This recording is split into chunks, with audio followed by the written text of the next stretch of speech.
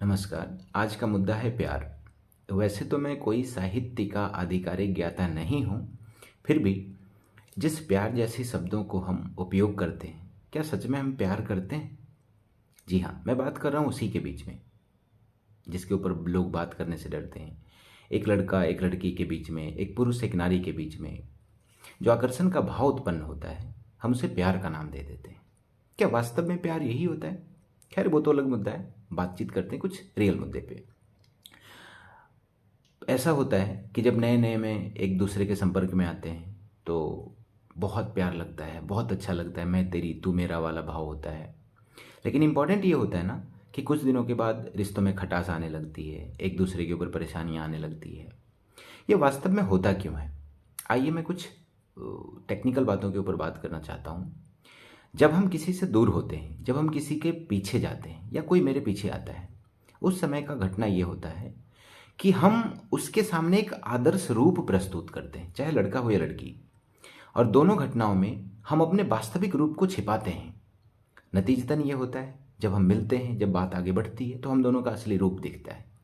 इसलिए हमें वो पसंद नहीं आता है, क्योंकि हमारे मनोभाव में वो बसता है जो होता नहीं, और जो होता है वो बाद में दिखता है। तो नहीं, पर आंशिक रूप से कह सकते हैं कि आज के बदलते दौर में जो युवाओं के मानसिक रूप में बदलाव आया है, प्यार एक शब्द है और इस शब्द को जीने के लिए हमें बहुत बड़े स्तर पे सोचना पड़ेगा। लेकिन दुर्भाग्य ये है कि शारीरिक आकर्षण को हम लोग आजकल प्यार का नाम दे देते हैं।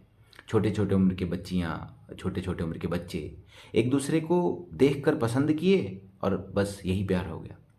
दरअसल सच बात यह है कि हमारे पास अनुशासन की कमी, हमारे पास एक सकारात्मक पर्यावरण की कमी होने की वजह से हम सही अर्थों के पास नहीं पहुंच पाते हैं।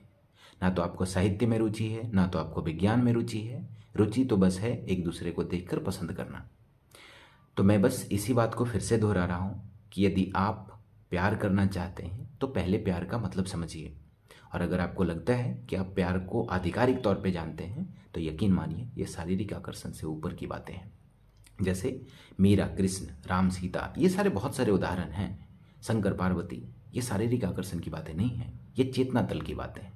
खैर, बदलती हुई मानसिक प्रवृत्तियों के कारण मुझे ये चीज़ कहना पड़ रहा है कि आज के बदलते दौर में जो युवाओं के बीच में एक निराशा का भाव, एक दुख, एक तनाव, एक चिंता का जो माहौल उत्पन्न होता है ना, इसका कहीं ना कहीं दोष आपका व्यक्तिगत जीवन है। आपको पता है समय आपका कीमती है, फिर भी जानबूझकर आप इस दलदल में फंसते जा रहे हैं। इसके पीछे का कारण क्या है? आप खुद तलाशिए।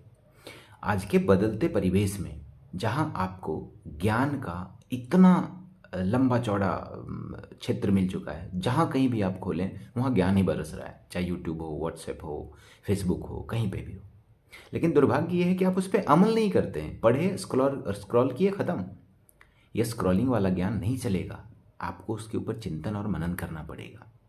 आपको मैं फिर से कह रहा हूं कि आज के समय में जो युवा और युवतियां हैं, उनको सबसे इंपॉर्टेंट बात यह है कि पढ़ाई से दूर, साहित्य से दूर, गणित से दूर, सब विज्ञान से दूर, इन सारे क्षेत्र से दूर जाकर बात कीजिए कि प्यार ये है, दिल वो है, चाहना ये है, इश्क, मोहब्बत, ये सारी बातें वो काफ़ी चाव से सुनते हैं।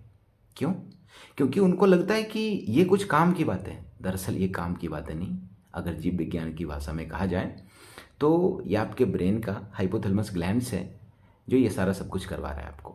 आप जिस दिन आप इसको कंट्रोल में करने लगे, उस दिन आपके जीवन में बदलाव तो छोड़िए, आपको हंसी आएगा कि आप इन सारी बातों में फंसे पड़े थे।